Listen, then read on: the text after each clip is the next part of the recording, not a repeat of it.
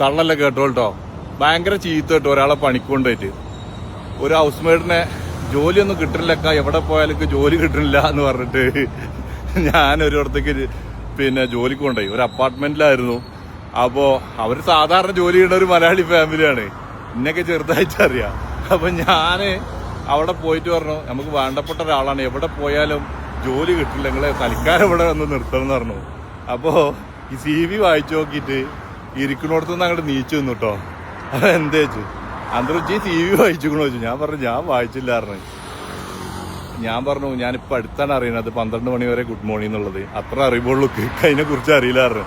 എന്നാ അത്രോ ഞാൻ പഠിച്ചതിനേക്കാൾ മേലെ പഠിച്ചുകൂടും 37. ഇനിയിപ്പോൾ നമ്മളിവിടെ നിർത്തണമെന്ന് വെച്ച്. അങ്ങനെ ഞാൻ പറഞ്ഞു ഓർക്കും അറിയില്ല, ആരോ അപ്ഡേഷൻ അത് CV ഉണ്ടാക്കി കൊടുത്തതാണ് എന്ന് പറഞ്ഞ്. അങ്ങനെ മൂപ്പരെ കമ്പ്യൂട്ടറിൽ നിന്ന് CV അടിച്ചു കൊടുത്തു.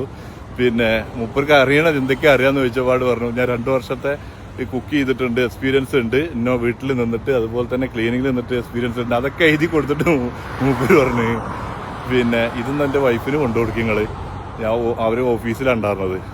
സംഭവം ജോലി കിട്ടി. അപ്പൊ നിങ്ങൾ ഈ തൽക്കാലപരമായിട്ട് CV ഉണ്ടാക്കി കൊടുക്കുന്ന ആൾക്കാരോട് പറയാനുള്ളത്, ആരാ വരുന്ന വെച്ചാല് അയാളുടെ മുഖം നോക്കി ഇരുന്ന് സംസാരിച്ചതിന്റെ ശേഷം CV ഉണ്ടാക്കണം കേട്ടോ.